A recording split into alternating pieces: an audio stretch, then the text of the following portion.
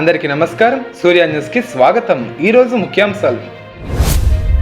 ఉప ముఖ్యమంత్రి పవన్ కళ్యాణ్ ఆదేశాల మేరకు పిఠాపురంలో మెగా జాబ్ మేళా.